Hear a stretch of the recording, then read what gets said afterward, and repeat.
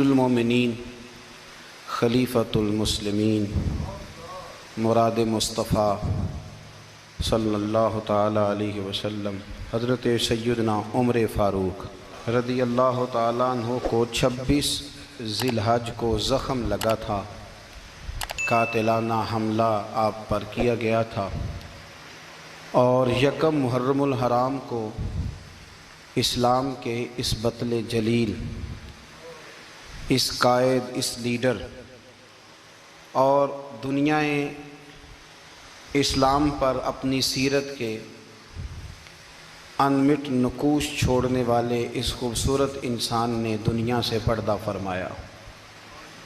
حضرت عمر فاروق رضی اللہ تعالیٰ عنہ ان لوگوں میں سے ہیں جو ابن الوقت نہیں ہوتے، ابو الوقت ہوتے، جو وقت کے مطابق نہیں بدلتے بلکہ وقت کو اپنے مطابق بدل دیا کرتے ہیں۔ یہ وہ لوگ تھے کہ دین ان کا اوڑھنا بچھونا تھا، ان کا چلنا پھرنا دین تھا، ان کا ہنسنا اور رونا دین تھا۔ انہیں علم الیقین سے لے کر عین الیقین تک ایک خاص مقام اللہ نے عطا کر دیا تھا، تو بس پھر یہ سمجھ گئے تھے کہ دین ہی زندگی ہے، دین ہی روح ہے، اور دین ہی ہماری اصل ہے۔ نبی کریم صلی اللہ تعالیٰ علیہ وسلم نے فرمایا کہ میں نے خواب دیکھا ہے، کچھ لوگوں کو میں نے قمیضیں پہنے ہوئے دیکھا، کچھ کی قمیضیں ناف تک تھیں، کچھ کی پیٹ تک تھیں، اور کچھ کی گھٹنوں تک تھیں۔ عمر میں نے تمہیں بھی دیکھا ہے، تمہاری قمیض تو پیروں سے ٹکرا رہی تھی۔ تو حضرت عمر کہنے لگے حضور خواب کوئی دیکھتا ہے، تعبیر کوئی بتاتا ہے، پر یہاں کمال یہ ہے کہ خواب بھی آپ نے بتایا ہے، تعبیر بھی آپ ہی بتائیں گے۔ حضور پھر بتا دیں اس خواب کی تعبیر کیا ہے؟ تو حضور نے فرمایا تعبیر یہ ہے کہ کسی کا دین ناف تک، کسی کا گھٹنوں تک، کسی کا پیٹ تک، اور عمر تو سارا ہی دین میں لپٹا ہوا ہے، تو سارا ہی دیندار ہے، سارا ہی۔ حضرت عمر فاروق رضی اللہ تعالیٰ عنہ آئیڈیل ہیں، ایک ہیرو ہیں۔ ان کی زندگی کے درجنوں پہلو ہیں، ہر سال ہم ایک پہلو بیان کر دیتے ہیں، کبھی عدل و انصاف پہ بات کر لیتے ہیں، کبھی نظام حکومت پر۔ ان کی زندگی کا ایک پہلو آج بھی ہماری گفتگو کا عنوان رہے گا، پر حضرت عمر کا مرتبہ اور مقام یہ ہے کہ نبی کریم علیہ السلام نے فرمایا کہ جبریل امین 950 سال میرے عمر کی شان بیان کریں تو عمر کی شان ختم نہیں ہوتی۔ 950 سال اگر حضرت جبریل بھی بیان کریں تو یہ مقام ہے سیدنا فاروق اعظم کا۔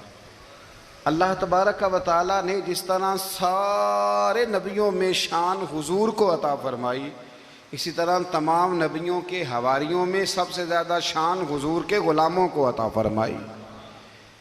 قرآن مجید میں اللہ کریم نے فرمایا یا ایھا الذین آمنوا قوا انفسکم واہلیکم نارا، فرمایا اے ایمان والو خود بھی جہنم کی آگ سے بچو اور اپنے گھر والوں کو بھی دوزخ کی آگ سے بچاؤ۔ خود بھی بچو اور اپنے گھر والوں کو بھی، کس کو جی؟ جی ہماری ساری نصیحتیں باہر والوں کے لیے۔ باہر ہمیں بہت بڑا لیکچر بھی دینا پڑے تو چلتا ہے، بہت بڑی داستان سرائی بھی کرنی پڑے تو چلتی ہے۔ سٹیٹس اور معیار یہ ہے کہ سارا کچھ باہر والوں کے لیے، اور گھر کے وہ پھول جن کی آبیاری بھی ہم نے کرنی تھی، کوئی جڑی بوٹیاں اور گائیں تو وہ کاٹنی بھی ہم نے خود تھیں، دھوپ اور چھاؤں کا خیال بھی ہم نے رکھنا تھا، وہاں ہماری نظر نہیں ہوتی۔ پڑوسی کے بچے کیا کر رہے ہیں یہ سارا پتہ ہوتا ہے، اور میرے گھر میں کیا گل کھل رہے ہیں اس کی مجھے خبر نہیں ہوتی۔ حضرت عمر فاروق نے جب یہ آیت نازل ہوئی تو فوراً عرض کیا یا رسول اللہ صلی اللہ علیہ وسلم اس کا کیا مطلب ہے کہ خود بھی دوزخ کی آگ سے بچو اور اپنے گھر والوں کو بھی بچاؤ؟ تو نبی کریم علیہ السلام نے فرمایا عمر اس کا مطلب یہ ہے کہ جن چیزوں کا اللہ رسول تمہیں حکم دیتے ہیں تم اپنے گھر والوں کو ان چیزوں کا حکم دو، اور جن چیزوں سے اللہ رسول تمہیں منع کرتے ہیں تم اپنے گھر والوں کو بھی ان چیزوں سے منع کرو۔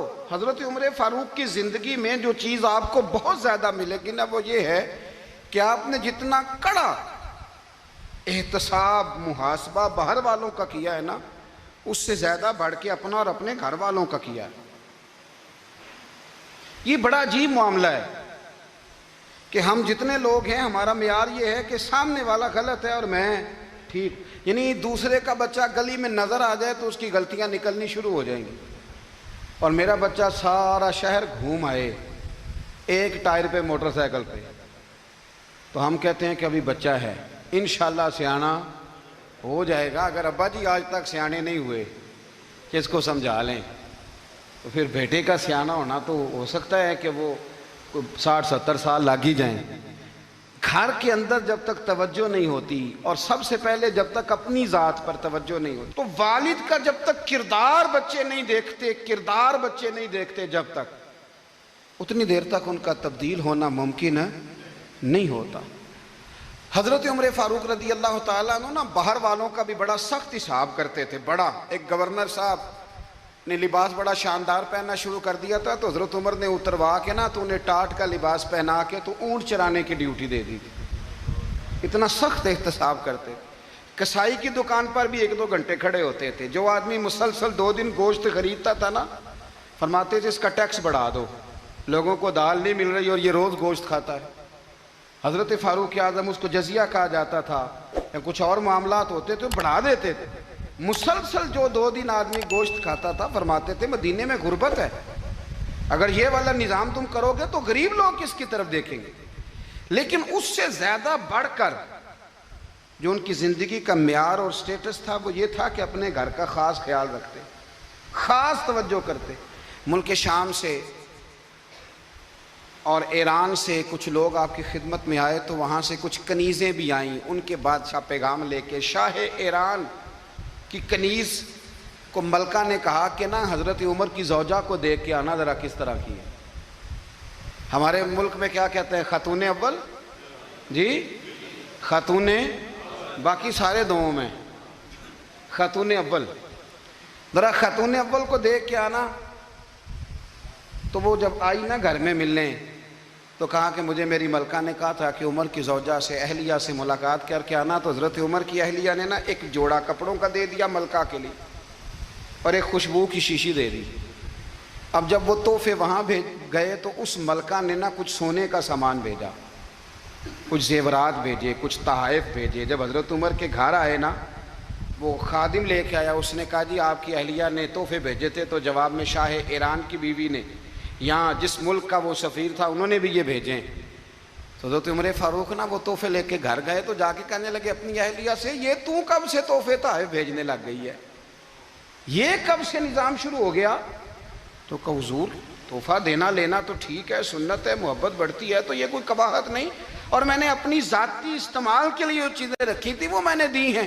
تو حضرت عمر فاروق رضی اللہ تعالیٰ عنہ فرمانے لگے, ہم نے کسی ملک کے ساتھ اور اس کے بادشاہ کے ساتھ ذاتی تعلق نہیں بنانا, تعلق جو بھی بنے گا رسول اللہ کے دین کی برکت سے بنے گا. ذاتی رشتے نہیں ہم نے قائم کرنے, ذاتی. آپ کے ملک کی جو ایئر لائن جس کا ہر سال خسارے کا ڈنڈورا پیٹا جاتا ہے نا, وہ ہمارے بادشاہ صاحب اور صدر صاحب اگر غیر ملکیوں کو گھوڑا کبھی بھیجنا ہو نا, گھوڑا, تو پورا ایک جہاز گھوڑا لے کے تحفے میں جاتا ہے, پورا جہاز غریب قوم کا یہ سرمایہ. اور قوم بڑی بادشاہ ہے, لائنوں میں لگ کے ووٹ دیتی ہے. 2 کام ہمیشہ لائن میں لگ کے کرنے, ایک بل لائن میں لگ کے جمع کرانا ہے, اور ایک ووٹ لائن میں لگ کے, تاکہ پھر پورے 5 سال لائن میں ہی لگے رہیں. مرضی سے آپ ووٹ دینا, پر جو بات درست ہے اس کو سنو. حضرت عمر فاروق رضی اللہ تعالیٰ عنہ نے اپنی اہلیہ سے پوچھا کتنے کا تھا وہ تیرا جوڑا اور خوشبو کی شیشی؟ انہوں نے کہا 3 دینار کی. فرمایا یہ 3 دینار تیرے, اور باقی جو تحفے آئے ہیں وہ تو خود کہہ, چونکہ اس نے تیرے نام بھیجے ہیں, تو کہہ کہ میں مال غنیمت میں دیتی ہوں, تو کہہ میں مسلمانوں کو کہہ. تو زوجہ ہنس پڑی, کہنے لگی میں نہ بھی کہوں تو مجھے کہنا تو پڑے گا ہی, کہنا تو میں نے ہے ہی, کیونکہ سامنے عمر فاروق ہیں, لہذا فرمایا کہہ دیتی ہوں میں نے دیا خزانے کو. حضرت عمر نے جمع کرا لیا. میں یہ کیا بات ہوئی, میرے گھر والے جو مرضی کریں, ان کا معیار زندگی جس طرح کا مرضی ہو. اور حضرت عمر ایک جملہ کہا کرتے تھے, اللہ کرے کہ یہ باتیں اس دور حاضر میں ہماری سمجھ میں آئیں. حضرت عمر فاروق رضی اللہ تعالیٰ عنہ اپنے بچوں کو فرمایا کرتے تھے کہ بہت آدمی کو بھوک لگی ہو نا, اور پھر اس کی پسند کا کھانا پکا ہو، جتنے شوق سے وہ اس کھانے کو دیکھتا ہے نا، فرمایا اس طرح پوری قوم اپنے بادشاہوں کے خاندان کو دیکھتی ہے، اس تیزی کے ساتھ دیکھتے ہیں کہ ان کے گھر میں کیا ہو رہا ہے، ان کا معیار زندگی کیا ہے، ان کا سٹیٹس کیا ہے۔ سیدنا فاروق اعظم رضی اللہ تعالی عنہ نے اپنے گھر کے اندر اپنے بچوں، آپ کے بچے دونوں کاروبار کے لیے مصر گئے، تو وہاں کے گورنر صاحب نے لوگوں سے، ایک بہت بڑا قافلہ گیا مدینے سے مصر تجارت کے لیے، جاتے ہیں نا آج بھی قافلے کئی ملکوں میں، تو یہ گئے تجارت کے لیے، تو حضرت عبداللہ ابن عمر، حضرت عبید اللہ ابن عمر، حضرت عمر کے دونوں بیٹے گئے، جناب عمر فاروق کے بچے جب وہاں پہنچے تو مصر کے گورنر نے نا لوگوں کو تعارف کرایا کہ یہ عمر فاروق کے بیٹے ہیں، یہ حضرت یہ چودھری کے بیٹے کو کون بتاتا ہے کہ تو چودھری کا بیٹا ہے؟ باہر والے بتاتے ہیں، گھر والے جی؟ اور سیٹھ صاحب کے بیٹے کو کون بتاتا ہے کہ تو سیٹھ صاحب کا بیٹا ہے؟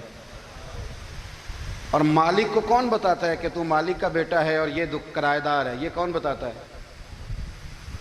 یہ سوچ ہم دیتے ہیں بچوں کو، چودھری اور کمی کی سوچ، امیر اور غریب کی سوچ، مالک اور کرایہ دار کی سوچ، گھر کے مالک کی اور کام کرنے والے کی سوچ، یہ ہم دیتے ہیں، یاد رکھنا، یہ ہم دیتے ہیں، یہ ہمارا مزاج ہے، یہ باہر سے نہیں آتی۔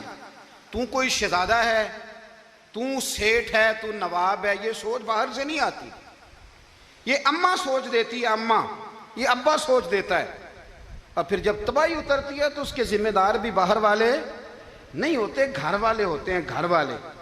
ہمارے بچوں کی طبیعتوں پر زیادہ نقش باہر والوں کا نہیں ہوتا، گھر والوں کا ہوتا ہے، یاد رکھیے گا۔ حضرت عمر فاروق رضی اللہ، بچے ہیں، شہزادے ہیں، وہ کاروبار کرنے گئے اور وہاں لوگوں نے بتایا گورنر صاحب نے کہ یہ فاروق اعظم کے بچے امیر المومنین کے، لوگوں نے ان سے زیادہ مال خریدا، تجارت میں زیادہ نفع ہوا، ظاہر ہے کہ وہ آپ کے جو اللہ خیر کرے حکمران ہیں، ان کے کاروبار کتنے ملکوں میں ہیں، کس بنیاد پر ہیں؟ وہ صرف اس بنیاد پر کہ وہ حکمران رہے، ان کے لیے آسان تھا بڑے لوگوں سے تعلقات بنانا۔ حضرت عمر فاروق رضی اللہ تعالیٰ عنہ کے بچے ڈھیروں مال کما کے جب واپس آئے نا، تو حضرت عمر سے آ کے بچوں نے بطور محبت کا، ابا جی اللہ نے بڑا ہی فضل کیا ہے، بڑا مال کمایا الحمدللہ، یہ دیکھیں کتنا نوازا ہے۔ تو حضرت عمر کہنے لگے سارے قافلے نے اتنا ہی کمایا ہے؟ سارے قافلے نے اتنا ہی کمایا ہے؟ کہ حضور نہیں، سارے قافلے نے اتنا نہیں کمایا، سب کو اتنا نہیں ملا، وہ تو وہاں گورنر صاحب نے لوگوں کو تعارف کرایا تھا کہ یہ عمر کے بچے ہیں، تو لوگوں نے پھر ہم سے بڑا ہی خریدا۔ تو حضرت عمر فرمانے لگے ٹھیک ہو گیا، میں بات سمجھ گیا، اس طرح کرو، جو تمہاری اصل زر تھی نا، جو راز تھی، وہ رکھ لو اور باقی سارا مال مال خزانہ میں جمع کرا دو، اس لیے کہ یہ تم نے تجارت نہیں کی، یہ تم نے اپنے باپ کا نام بیچا ہے، یہ تم نے امیر المومنین کے بیٹے ہونے کا فائدہ اٹھایا ہے۔ فرمایا یہ تمہارا نہیں حق، یہ مسلمانوں کا ہے، اس لیے کہ یہ مال تم نے محنت سے نہیں کمایا، یہ باپ کی کرسی کا فائدہ اٹھایا ہے۔ اور فرمایا اگر تم نے مال جمع نہ کرایا تو میں مال بھی لے لوں گا زبردستی اور کوڑے بھی ماروں گا، ڈبل سزا دوں گا، مرضی سے جمع کراؤ گے تو کوڑوں سے بچ جاؤ گے۔ بڑے بیٹے نے تو جمع کرا دیا، تو چھوٹا تھوڑا پریشان ہوا، تو حضرت عبداللہ ابن عمر چھوٹے کا ماتھا چوم کے کہنے لگے بیٹے چپ کر کے جمع کرا، یہاں بھی فخر کر کے ہم عمر کے بیٹے ہیں، اور قیامت میں بھی فخر کریں گے کہ ہم فاروق اعظم کے بیٹے ہیں، یہاں بھی ناز کریں گے اور وہاں بھی ناز کریں گے کہ عمر کے بچے ہیں۔ ہمارے باپ نے خود بھی حلال ہی کھایا ہے، اور جب ہماری کمانے کی باری آئی ہے تو ہمیں حکم بھی حلال کھانے کا دیا۔ بھائی ہمارا مزاج نہیں، بچہ جب لے کے آتا ہے 2 لاکھ روپیہ تو کبھی پوچھے کہاں سے آیا ہے؟ جب وہ پہلے دن غلط دوستوں کے پاس جا کے بیٹھتا ہے تو کبھی نکالا ہے گھر سے اسے؟ یہ بہت سارے خمیازے ہمیں اس لیے بھگتنے پڑتے ہیں کہ ہم ابتدا میں سوراخ بند نہیں کرتے، جب اس میں شگاف پڑ جاتا ہے، سیلاب آتا ہے تو ہمیں ہوش آتی ہے۔ حضرت عمر نے اپنے گھر میں نگرانی رکھی، کڑی نگرانی، زیادہ نماز گھر میں پڑھتے تھے حضرت عمر، نفلی نمازیں زیادہ کیوں بلا؟ بھائی یاد رکھیں کہ آپ نے اگر سجدہ کرنا ہے تو بچہ لیٹ جائے گا، وہ اسے پتہ کو نہیں سجدہ کیا ہے، لیکن جب گھر میں کبھی قرآن ابا جی کھول لینا، جب ابا جی کا موڈ بن جائے نا لیکچر دینے کا، وہ گھر میں شروع ہو جاتے ہیں، کہتے ہیں آپ لوگ نماز نہیں پڑھتے اس لیے میرے کاروبار میں برکت کوئی نہیں، تم سویرے قرآن پاک نہیں کھولتے تو میں تباہ ہو گیا ہوں. تو میاں آپ نے کب گھر میں قرآن پاک کھولا تھا؟ آپ نے کب نماز پڑھی؟ آپ نے کب گھر کے اندر اللہ رسول کا ذکر کیا تھا؟ آپ نے کب حدیث چھیڑی؟ آپ نے بھی تو گھر کے اندر جب بھی آپ آئے ہیں تو آپ نے وہی کچھ کیا جو دنیا دار کرتے ہیں. آپ بھی تو اپنا موبائل لے کے الگ کونے میں بیٹھ گئے. آپ نے بھی تو کہا ہے کہ اب تمہارے چینل ختم, اب میری مرضی والا چلے گا. تو جو آپ نے کیا ہے بچے بھی وہی کام کریں گے. آپ نے بھی گپ شپ لگائی ہے تو وہ بھی لگا رہے ہیں. یہ سمجھ لیں جو کام آپ کریں گے آپ اپنے بچوں کی سیرت میں اس کا جلوہ دیکھ لیں گے.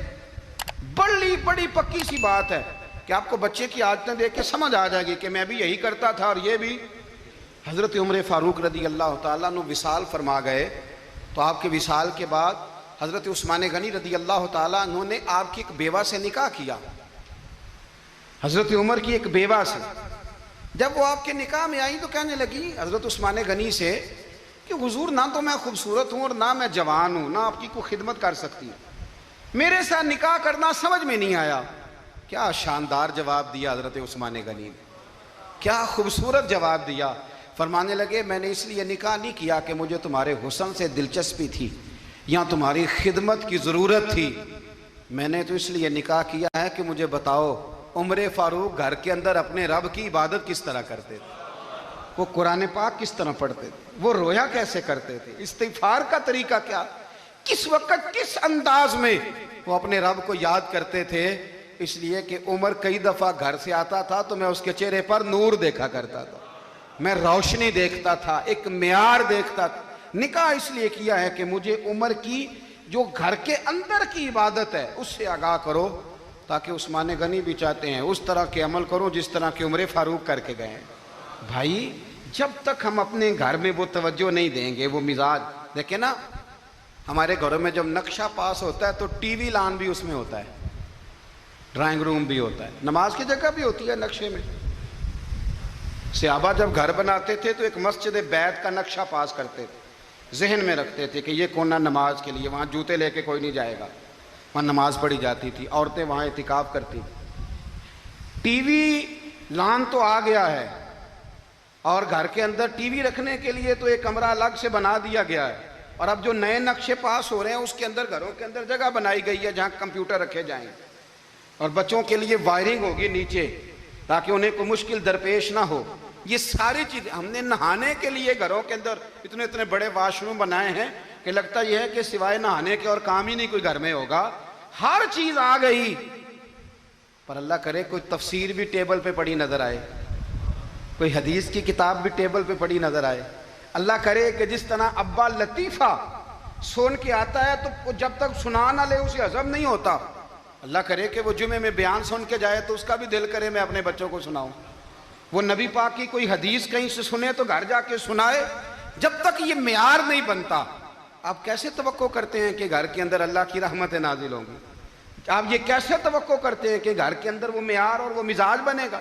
حضرت عمر فاروق نے ذاتی زندگی پر جو توجہ دی, گھر والوں کے معیار پر جو توجہ دی حضرت عمر فاروق رضی اللہ تعالیٰ عنہ نے, وہ بھی بڑی دیدنی ہے. حضرت ابو موسیٰ اشعری کو نا آپ نے وزیر خزانہ بنایا, وزیر خزانہ.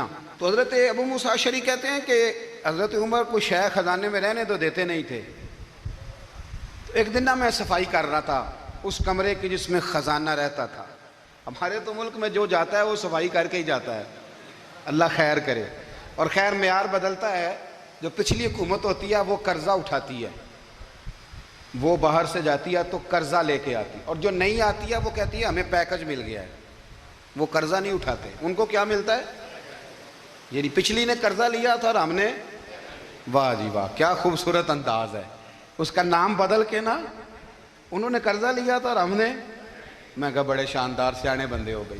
اور اللہ تعالیٰ خیر فرمائے, ہمارے جو بڑے شاندار قسم کے دوست ہیں نا, شاندار, جن کا ادب سے نام لیتے ہیں, وہ عرب کے بادشاہ ہیں.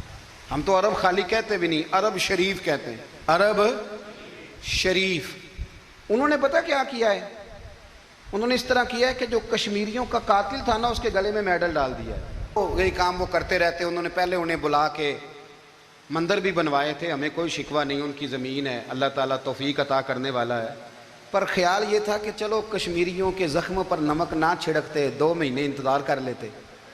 کچھ حالات سنور جاتے، کچھ تھوڑا انتظار ہیں۔ ہمارے دوست، ہمارے وزیر اعظم صاحب جب جاتے ہیں تو وہ پھولوں کا ہار ڈالتے ہیں ہمارے دوست، لیکن انہیں وہ حدیث یاد نہیں کہ نبی پاک علیہ السلام نے فرمایا جب میرے مومن کو تکلیف ہوتی ہے تو مجھے بھی گنبد خضرا میں تکلیف ہوتی ہے۔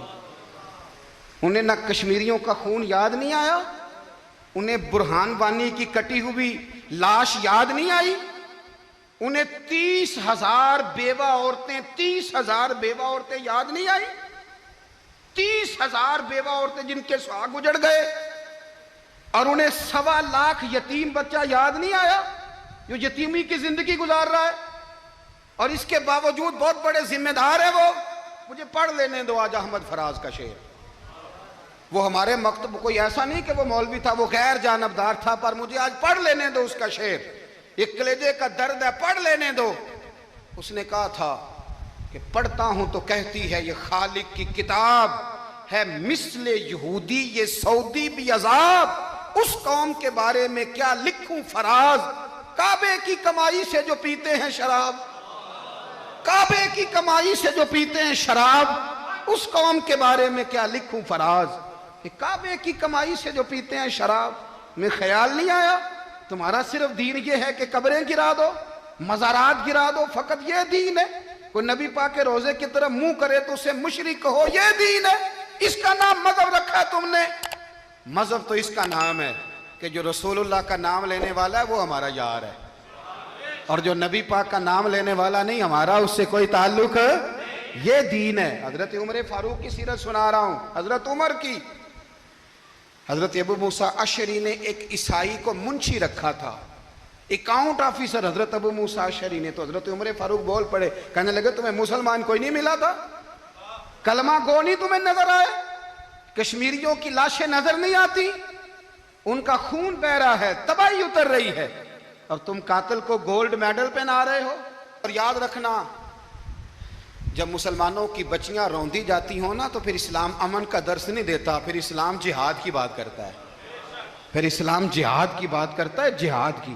وہ قومیں غیرت مند نہیں ہوتی کہ جن کے گھروں میں آگ لگی ہو اور وہ غیروں کو ہار پہناتی پھریں۔ اللہ کا کچھ خوف کرو، زندگی مختصر ہے، دبئی میں کتنے رہے اور کتنے چلے گئے، خدا را کچھ خدا۔ تم سے اچھے تو وہ نیو یارک کے رائٹر ہیں جو کم از کم اپنے کالموں میں کشمیر کی بات کرتے ہیں، تم سے اچھا برطانیہ کا وہ شخص ہے جو کم از کم BBC لندن پہ رپورٹ جاری کرتا ہے تو کہتا ہے کشمیر پہ ظلم ہو رہا ہے، تم سے تو وہ اچھے رہ گئے۔ تم نے بات کرنا تو دور کی بات، تم نے دشمنوں کے گلے میں ہار پہنانے شروع کر دیے۔ کل جب پوچھیں گے بلا کے تم کو اپنے سامنے، کیا جواب جرم دو گے تم خدا کے سامنے؟ بڑی تکلیف ہوئی، بڑی تکلیف ہوئی۔ وہ نا منصور حلاج کو پھانسی دی جا رہی تھی تو حضرت جنید بغدادی بھی آ کے دیکھنے لگے، تو منصور حلاج کہنے لگے بابا سارا زمانہ دیکھے پر تو نہ دیکھ، سارا زمانہ تماشا دیکھے انہیں تو پتہ کوئی نہیں نا، تو نہ دیکھ۔ عرب شریف والو، ٹرمپ اسے انعام دیتا تو تکلیف کوئی نہیں تھی، ملکہ وکٹوریا اسے انعام دیتی تو تکلیف کوئی نہیں تھی، پر تم تو نہ ایسا کرتے، تم تو اپنے تھے، تم تو کلمہ گو تھے، تم تو یہ ظلم نہ کرتے، تم تو یہ حرکت نہ کرتے، میں کہتا ہوں ٹھہر ہی جاتے۔ جانا نہیں دنیا سے، اللہ کے حضور حاضر نہیں ہونا۔ جب رسول اللہ قبر میں آئیں گے تو کیا جواب دو گے؟ خدا را، حضور نے فرمایا تھا گناہ روک نہیں سکتے تو دل میں ہی برا جان لو، ذالک اضعف الایمان، یہ کمزور ایمان ہے، کم از کم اتنی حد تک تو آ جاؤ، دشمن سے گلے تو نہ ملو۔ خدا را سمجھیں، ہمارا پہلا تعارف یہ ہے کہ ہم رسول اللہ کے غلام ہیں۔ اقبال نے کہا تھا وطن کا بت نہ بنانا، وطن کو بت نہ بنانا۔ اقبال کہنے لگے ان تازہ خداؤں میں بڑا سب سے وطن ہے، جو پیرہن اس کا ہے وہ مذہب کا کفن ہے، اس لیے کہ بازو تیرا توحید کی قوت سے قوی ہے، اسلام تیرا دیس ہے، اسلام تیرا دیس ہے، کیونکہ تو مصطفی ہے، تو نبی پاک والا ہے، مصطفیٰ والا، اسلام تیرا دیس ہے، تو مصطفی ہے۔ امریکہ میں جو مسلمان رہتا ہے ہمارا بھائی ہے، اور پاکستان میں جو مرزائی رہتا ہے اس سے ہمارا کوئی تعلق نہیں ہے۔ حضرت عثمان غنی نے اپنے چچا کے بیٹے سے کہا تھا کہ تو کلمہ نہیں پڑھتا تو تیرا میرا رشتہ کوئی نہیں، بلال حبش سے آیا ہے پر میرے نبی کا غلام ہے تو سگے بھائیوں سے بھی آگے ہے۔ ہزاروں قومیں وجود میں آئیں دہر میں خوش کو تر کے رشتے سے، پر ہم نے بنیاد دوستی رکھی یاد خیر البشر کے رشتے سے۔ اپنی ملت پر قیاس اقوام مغرب سے نہ کر، خاص ہے ترکیب میں قوم رسول ہاشم۔ کچھ خیال کرے، پہلا تعارف دین ہے، اگر دین نہیں تو پھر کسی وطن کی کوئی ضرورت۔ اس لیے کہ پاکستان کا تصور اقبال نے پیش کیا نا، تو اقبال کہنے لگے ان تازہ خداؤں میں بڑا سب سے وطن ہے جس کو تم بت بنا کے پوجتے ہو۔ ہمارا وطن تو ہمیں جان سے زیادہ پیارا ہے، پر پہلے پاکستان نہیں، پہلے اسلام، پہلے اسلام تیرا دیس ہے، تو مصطفی ہے۔ تو آمدہ برسر مطلب حضرت عمر فاروق رضی اللہ تعالی عنہ۔ حضرت سیدنا ابو موسیٰ اشعری کہتے ہیں کہ میں نے نا صفائی کی، مال غنیمت کی میں نے صفائی کی، تو ایک دینار مجھے نا کہیں پڑا ہوا مل گیا، تو فرماتے ہمیں اجازت ہوتی تھی کہ ایک آدھ دینار ہم اپنی مرضی سے کہیں خرچ کر سکتے تھے۔ اگر آپ ناراض نہ ہوں تو ہمارے ہاں جب چیئرمین صاحب ناظم صاحب ٹھیکے دیتے ہیں تو ٹھیکیدار ان کا چھوٹا بھائی ہوتا ہے، یا چچا کا بیٹا ہوتا ہے، یا خالہ کا بیٹا ہوتا ہے، وہ خود ناظم ہوتے ہیں اور ان کا چھوٹا بھائی ٹھیکیدار ہوتا ہے۔ یعنی وہ نا سارا کچھ گھر کے اندر ہی رہتا ہے، گھر کے اندر ایک پیسہ دیتا ہے، دوسرا واپس اس کو واپس کر دیتا ہے، گھر کے اندر ہی۔ اب تو خیر ہمارے لوگ سمجھدار ہو گئے، ایک بندہ ایک سیاسی جماعت میں ہوتا ہے، دوسرا دوسری میں، اور تیسرا جس کی بھی حکومت آئی حکومت تو ہماری رہے گی نا، ایک بندہ تو ہے نا اس جماعت میں۔ یہ اچھا لوگوں نے ایک طریقہ نکالا ہے۔ تو حضرت عمر کے بیٹا گزر رہا تھا، تو حضرت ابو موسیٰ اشعری کہتے ہیں میں نے صفائی کی تو ایک دینار نکلا، تو میں نے وہ ایک دینار نا حضرت عمر کے بیٹے کو دے دیا۔ میں نے کہا لو بیٹا اپنے چچا کی طرف سے تحفہ۔ تو گھر جا کے انہوں نے حضرت عمر کو بتایا کہ چچا نے پیسے دیے ہیں، چھوٹے بچے تھے۔ حضرت عمر نے حضرت ابو موسیٰ اشعری کو بلا لیا اور بلا کے فرمانے لگے میں تو تمہیں اپنا دوست جانتا تھا اور تو نے میری اولاد کو ہی دنیا دار بنانا شروع کر دیا، میرے بچوں کو ہی تم نے دنیا دار پیسوں پہ لگانا شروع کر دیا، میں تو تمہیں یار سمجھتا تھا۔ فرمایا تمہیں چاہیے تھا میرے بیٹے کو نصیحت کرتے کہ بیٹا پیسوں سے رب راضی نہیں ہوتا، اس کی رضا والے کام کیے جائیں تو رب راضی ہوتا ہے۔ اور فرمایا تمہیں کوئی اور گھر نہیں ملا تھا تباہ کرنے کے لیے، میرا ہی گھر ملا تھا، اٹھاؤ اپنا دینار اور خبردار آج کے بعد میرے بچوں کے ساتھ یہ والی نیکی نہ کرنا۔ اور ہمارا کیا سٹیٹس ہے، دوستی ہے ہی اس سے جو تحفے زیادہ دے، جو بچوں کو خراب کرنے میں مدد زیادہ کرے اس کے ساتھ گرانا۔ حضرت عمر نے گھر پہ اور سب سے بڑھ کر اپنی ذات پہ توجہ کی۔ حضرت ابو مالک رضی اللہ تعالیٰ عنہ کہتے ہیں میں عمر کے پیچھے پیچھے ایک باغ میں گیا، اکثر اس باغ میں جایا کرتے تھے، اور عمر جا کے نا تو درخت کے نیچے بیٹھ گئے اور فرمانے لگے او امیر المومنین اللہ سے ڈر جا، ورنہ جس رب نے حکومت دی ہے وہ عذاب بھی بڑا دے گا، ڈر جا رب سے۔ کبھی ساری زندگی حضرت عمر نے اپنا کوئی تعارف نہیں کرایا، کبھی نہیں۔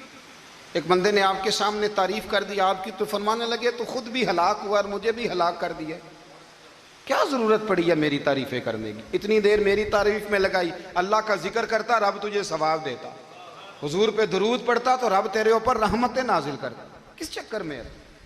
آج جتنا اچھی کوئی خوشامد کرے اتنی اچھی وزارت ملتی ہے، جتنی اچھی اس کو جو ہے وہ چاپلوسی کرنی آیا درجہ بھی اسے اتنا ہی اچھا ملتا ہے۔ حضرت عمر فاروق رضی اللہ تعالیٰ عنہ آپ کے بیٹے کہتے ہیں، صاحب فتوح الشام نے لکھا ہے، آپ کے صاحبزادے کہتے ہیں میں نکلا تو میرے ابا جی نا اپنی پشت پر مشکیزہ رکھ کے کنویں سے پانی بھر کے آ رہے تھے، میں دوڑ کے آگے گیا، میں نے کہا ابا جی مجھے دے دے۔ فرمانے لگے بیٹا تیرا کیا خیال ہے، کوئی اور نہیں تھا مشکیزہ بھر کے لانے کے لیے، تیرا کیا خیال ہے؟ کہا ابا جی بڑے لوگ تھے پر آپ کیوں اٹھا رہے ہیں؟ فرمانے لگے نفس نا ذرا میرا بڑا ہو گیا تھا، اسے ذرا ذلیل کر رہا ہوں، ذرا اپنا محاسبہ کر رہا ہوں، یہ مجھے کہہ رہا تھا تو بڑی چیز ہے، تو میں نا ابھی مشکیزہ گھر رکھ کے آؤں گا، پھر تیری ماں نے مجھے کہا ہے کہ گھر میں لکڑیاں کوئی نہیں جلانے کے لیے، پھر میں جنگل سے لکڑیاں کاٹ کے لاؤں گا۔ اب میں امیر المومنین بن کے نا تو میرا نفس تھوڑا بڑا ہو گیا۔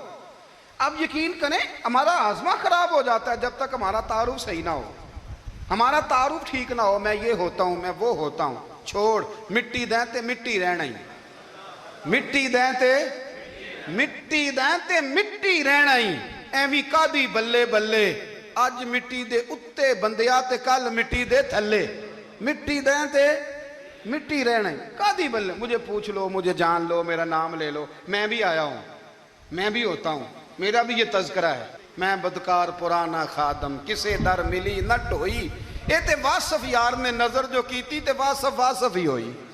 یہ تو بڑی بات کی بات ہے، تو بات کی بات ہے صاحب، ورنہ من نانم کے من نانم، جو ہم ہیں اس کا ہمیں پتا تو ہے نا بھائی۔ کبھی بھی یہ جو ذات کا چکر ہے نا، میں بھی ہوں، مجھے بھی، او بھائی یاد رکھو میں کون ہوں۔ یہ جو نام نمود اور یہ خواہشیں اور یہ جو وقار، یہ تو کمزور لوگوں کا طریقہ ہے۔ جس کو اپنا تعارف کرانا پڑ گیا، اس سے بھی زیادہ کمزور کوئی ہے؟ فوٹو میں دکھاتا پھرتا ہے فلانے کے ساتھ فوٹو، فلانے تو کمزور بندے یہ کام کر۔ حضرت عمر فاروق، اللہ اکبر، حضرت عمر جیسا بندہ 24 لاکھ مربع میل کا حکمران، اور شاہ روم کو خط لکھ کے کہتا ہے میں منت نہیں کرتا، میں حکم دیتا ہوں۔ اتنا تگڑا بندہ۔ جنگ قادسیہ کے لیے حضرت سعد بن ابی وقاص کو بھیجا، فتوح الشام پڑھ کے دیکھیں۔ حضرت عمر بڑے پریشان ہیں، اتنے دن ہو گئے کوئی رپورٹ ہی نہیں آئی۔ اب تو موبائل ہے نا، ایک ایک منٹ کی رپورٹ لیں آپ، بلکہ آپ ایک ایک منٹ کی فوٹو لیں، آپ رپورٹ تو دور رہ گئی۔ حضرت عمر فاروق رضی اللہ تعالیٰ عنہ بڑے پریشان ہیں کہ قادسیہ میں حضرت سعد بن ابی وقاص کے ساتھ لوگ جہاد کرنے گئے، رپورٹ کوئی نہیں آ رہی۔ اتنے پریشان تھے کہ باہر نکل کے نا اس رستے پہ بیٹھ جاتے جو رستہ قادسیہ کی طرف سے آتا تھا، اس جو بھی آتا جاتا پوچھتے جنگ کے کیا حالات ہیں۔ ادھر جب اللہ نے فتح دے دی نا، تو حضرت سعد بن ابی وقاص رضی اللہ تعالیٰ عنہ نے نا ایک قاصد کو خط دے کے بھیجا، کہنے لگے عمر کے پاس جاؤ، انہیں اطلاع دو کہ الحمدللہ اللہ نے اسلام کو فتح عطا کر دی۔ یہ حضرت عمر کو جا کے دینا، وہ بڑے پریشان ہوں گے۔ وہ جو اس زمانے میں اس طرح ہوتا تھا کہ کئی دور دور سے صحابہ جو دوسرے شہروں کے ملکوں کے رہنے والے ہوتے تھے، وہ بھی آ کے شامل ہو جاتے تھے جہاد میں۔ کوئی ایک دفعہ مدینے آیا، کوئی 2 دفعہ آیا، پھر اپنے اپنے علاقوں میں بہت سارے لوگوں نے زیادہ دفعہ حضرت عمر کو دیکھا بھی نہیں تھا۔ وہ جو قاصد خط لے کے آیا تھا نا، اس نے 1 دفعہ دیکھا تھا، حضرت عمر بوڑھے ہو گئے، وہ پہچانتا نہیں تھا۔ میری بات کی سمجھ آ رہی ہے آپ حضرات کو؟ ادھر سے وہ خط لے کے آ گیا، حضرت عمر مدینے سے باہر نکل کے اس روڈ پہ بیٹھے تھے جو قادسیہ سے آتا تھا۔ جب وہ اس آدمی کو آتے دیکھا تو حضرت عمر اٹھ کے کھڑے ہو گئے، فرمانے لگے قادسیہ سے آ رہے ہو؟ وہ کیا کہتا ہے؟ پھٹے پرانے کپڑے، ٹوٹے ہوئے جوتے، سر پہ پرانی پگڑی، کہنے لگے غلام مدینے کے رہنے والے ہو؟ حضرت عمر کہنے لگے ہاں مدینے کا ہوں۔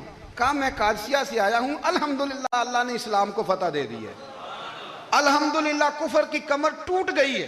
اس نے یہ بات کر کے تو گھوڑے کو ایڑی لگائی، گھوڑا دوڑنے لگا مدینے کے، حضرت عمر بھی ساتھ ساتھ دوڑ رہے، فرمانے لگے اچھا بتاؤ خالد بن ولید کا کیا حال ہے؟ تھوڑا آگے جا کے فرمانے لگے اسامہ بن زید کیسے ہے؟ وہ کہتے ہیں ٹھیک ہے۔ پھر اس نے اور گھوڑا، عمر ساتھ ساتھ دوڑ رہے ہیں، ساتھ ساتھ 24 لاکھ مربع میل کا حکمران، ایک جوتا پیر سے نکل گیا، عمر دوڑ رہے ہیں۔ آگے جا کے پوچھتے ہیں سعد بن ابی وقاص کا کیا حال ہے؟ کہا حضور وہ بھی ٹھیک ہے۔ کتنے لوگ میرے شہید ہو گئے مسلمانوں میں سے؟ کہنے لگا صحیح گنتی کا نہیں پتا، یہ لفظ ادا ہوتے ہوتے مدینے کی سرحد آ گئی۔ لوگوں نے عمر کو گھوڑے کے ساتھ دوڑتے دیکھا تو کہا امیر المومنین کیوں دوڑ رہے ہیں؟ وہ غلام چھلانگ لگا کے نیچے آیا، قدموں میں بیٹھ گیا، کہنے لگا حضور آپ نے بتایا ہی نہیں آپ امیر المومنین ہیں۔ آپ فرمانے لگے کیا بتاتا؟ میں تو اونٹ چرانے والے کا پتر ہوں، کیا بتاتا؟ وہ عمر ہوں جس نے اپنے گناہوں کا حساب دینا ہے، کیا بتاتا؟ جو سعد بن ابی وقاص کو جہاد پہ بھیج کے خود بزدلوں کی طرح گھر میں بیٹھا ہے، کیا بتاتا؟ کوئی حیثیت نہیں، کوئی تار، تو نے اچھا کیا، تو تو مجاہد تھا، مجھے ساتھ ساتھ دوڑایا، تو نے اچھا کیا۔ جتنے لوگ تھے چیخیں مار کے رونے لگے۔ حضرت فاروق اعظم سے کہنے لگے عمر جب تک تیرے جلوے رہیں گے اللہ کامیابیاں ہی عطا فرمائے گا، جب تک تیرا رنگ رہے گا اللہ تعالیٰ نوازتا ہی رہے گا۔ کچھ نہیں کبھی اپنا آپ ظاہر ہی نہیں کیا۔ بہت بڑے تھے، بہت بڑے تھے حضرت عمر، بڑے تھے، لیکن ساری زندگی اپنے محاذ۔ حضرت ابو رافع غلام تھے، قرآن پاک بڑا سونا پڑھتے تھے۔ حضرت عمر جب بھی انہیں ملتے کہتے ابو رافع تو عمر سے اچھا ہے، قرآن بڑا شاندار پڑھتا ہے۔ تو وہ کہتے حضور اگر میں قرآن صحیح پڑھتا ہوں تو آپ کو قرآن کی تشریح زیادہ صحیح آتی ہے، آپ بھی تو مجھ سے افضل ہیں۔ تو آپ فرماتے نہیں پھر بھی تو مجھ سے افضل ہے۔ کیوں؟ اس لیے کہ تو اپنے غلام اپنے آقا کی نوکری بھی ٹھیک کرتا ہے اور رب کی عبادت بھی ٹھیک کرتا ہے۔ اور مجھے خالص صرف عبادت کرنی ہوتی ہے وہ بھی ٹھیک نہیں کر پاتا. ساری زندگی اپنا محاسبہ، ساری زندگی اپنے گریبان میں دیکھا، ساری زندگی اپنے آپ کو پرکھا، اپنے آپ کو ٹٹولا. 62 سال عمر بیت گئی. حضرت حذیفہ بن یمان ایک صحابی تھے. میرے نبی کریم علیہ السلام نا ان سے راز کی باتیں کرتے تھے. ہر بندے کا ہاضمہ ٹھیک نہیں ہوتا، سب سے راز کی بات نہیں کرنی چاہیے. حضرت حذیفہ بن یمان کہتے ہیں حضور راز کی باتیں بتاتے. مدینہ منورہ میں جو منافقین تھے ان کی لسٹ بھی نبی پاک نے حضرت حذیفہ بن یمان کو دی تھی. جب کوئی مشکوک آدمی مر جاتا نا تو صحابہ کہتے ہیں ہم دیکھتے اگر حضرت حذیفہ نے جنازہ پڑھا ہے تو ہم بھی جنازہ پڑھ لیتے. نبی پاک نے بھی کچھ جنازے نہیں پڑھے. ترمذی میں ہے فرمایا عثمان سے جو بغض رکھے اس کا جنازہ نہیں پڑھیں گے. حضرت حذیفہ بن یمان اگر جنازہ پڑھتے تو لوگ پڑھتے، وہ نہ پڑھتے تو لوگ جنازہ نہ پڑھتے. حضرت حذیفہ بن یمان کہتے ہیں جناب عمر فاروق کی خلافت کے آخری ایام تھے، کچھ دنوں کے بعد وہ شہید ہو گئے. فرماتے آدھی رات کا وقت تھا، میں گھر میں سویا تھا بڑا بے فکر، اچانک میرے دروازے پہ دستک ہوئی، میں گھبرا کے اٹھا. اتنی رات کو کون آیا؟ کہتے ہیں قربان جاؤں دروازے پہ گیا تو امیر المومنین فاروق اعظم دروازے پہ. میں نے کہا عمر کوئی حکم تھا تو مجھے بلا لیتے. کہنے لگے میں نا امیر بن کے نہیں آیا، تیرا ویر بن کے آیا ہوں. امیر المومنین کی حیثیت سے سرکاری کام سے بلاتا تو وہاں بلاتا، مجھے ایک ذاتی کام پڑ گیا. کہتے ہیں میں نے عمر کو گھر کی اندر بلا کے چارپائی پہ بٹھایا. میں نے کہا حضور میں غریب آدمی، میں کیا آپ کے کام آ سکتا ہوں؟ تو کہتے ہیں انہوں نے نا مجھے ساتھ بٹھا لیا، پھر میرا ہاتھ پکڑ لیا. کہنے لگے تو عمر کو جانتا ہے؟ عمر جھوٹ نہیں بولتا. تو جانتا ہے؟ عمر وعدوں کا پکا ہے. کہا حضور جانتا ہوں. کہا میں اس وقت آیا ہوں جب دیکھ بھی کوئی نہیں رہا. حضرت حذیفہ بن یمان کہتے ہیں پریشان ہو گیا، حضور پہلیاں نہ بجھوائیں، مہربانی کریں بتائیں کدھر آئے ہیں. تو حضرت عمر فاروق فرمانے لگے 62 سال کا ہو گیا ہوں، 63 میں چل رہا ہے، داڑھی سفید ہو گئی ہے، پھل پک گیا، اٹھ فریدہ ستیا، داڑھی آ گئی پور، اگا نیڑے آ گئی، پچھا رہ گئی دور. اب قبر اشر کا معاملہ صاف نظر آنے لگا ہے. کہا حضور مجھ سے کیا چاہتے ہیں؟ حضرت عمر رو پڑے. کہنے لگے آج میں عشاء کے بعد نکلا ہوں تو نبی پاک کے صحابہ مجھے نیک کہہ رہے تھے. پھر میں نے بچوں کی ماں سے اور بچوں سے بھی پوچھا ہے، وہ بھی مجھ سے راضی ہیں. پر حذیفہ تیرے ساتھ نبی پاک راز کی باتیں کرتے تھے، سچ بتا کہیں عمر کا نام منافقوں میں شامل تو نہیں؟ سچ بتا ان منافقین میں تو شامل نہیں، کہیں اوپر سے تو نہیں سارا کچھ؟ حضرت حذیفہ بن یمان کہتے ہیں میں باپ کے مرنے پہ اتنا نہیں رویا جتنا عمر کے سوال پہ رویا. میں قدموں میں بیٹھ گیا. میں نے کہا نہیں عمر یہ تو میں نے نہیں سنا، لیکن یہ میں نے نبی پاک سے ضرور سنا ہے کہ میرے بعد اگر کوئی نبی ہوتا تو عمر ابن خطاب ہوتا. یہ میں نے اپنے کانوں سے سنا ہے کہ عمر جس گلی سے گزرے شیطان رستہ بدل جاتا ہے. یہ میں نے اپنے کانوں سے سنا ہے کہ 950 سال حضرت جبریل جناب عمر کی شان بیان کریں تو پھر بھی بیان نہیں ہو سکتا. یہ میں نے ضرور سنا. دوستو ساری زندگی حضرت عمر نے اگر دوسروں کا محاسبہ کیا تو اپنا اور اپنے بچوں کا بھی کڑا خیال رکھا. اپنی ذات پر بڑی توجہ دی. جو لوگ اپنا بھول جاتے ہیں نا، ہمیں اپنی صحت کا بڑا خیال ہے لیکن اپنی روحانی زندگی کا کوئی خیال نہیں ہے، قلبی زندگی کا کوئی تصور نہیں ہے. آپ یقین کریں موٹا آدمی کمزور ہونے کے لیے جدوجہد کر رہا ہے، کمزور طاقتور ہونے کے لیے، لیکن جس کو کتنے دن بیت گئے اللہ رسول کی یاد میں رویا ہی نہیں، کتنے دن بیت گئے نہ سننے کو دل ہی نہیں چاہا، جسے مہینوں بیت گئے اور قرآن پاک کی طرف نظر ہی نہیں گئی، وہ فکر مند ہی نہیں. زندگی زندہ دلی کا نام ہے، مردہ دل کیا خاک جیا کرتے ہیں. بھائی حضرت عمر کی زندگی دور حاضر میں ہمیں یہ سبق دیتی ہے کہ کڑی نگرانی رکھو اپنے پودوں کی، کڑا خیال رکھو اپنے ذاتی باغ کا، اور یہ جو تمہارے دل کی دنیا ہے یہ تمہاری روح کی زندگی ہے، اس کا محاسبہ کرتے رہو. نبی کریم علیہ السلام نے فرمایا اپنا حساب خود کر لو قبل اس کے کہ تمہارا حساب کیا جائے. اپنا حساب بولیے، اپنا حساب.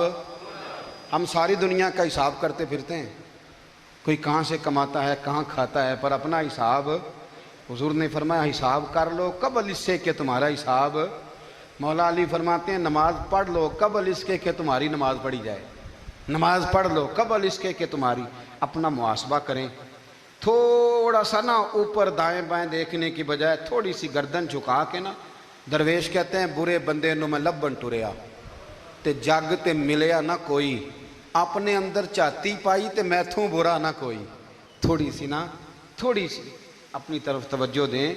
ہم نا بے چین وقت گزار رہے ہیں، بے قرار ہیں، بے سکون ہیں، سبب یہ ہے کہ ہم نے نا اپنا حساب کرنا چھوڑ دیا ہے۔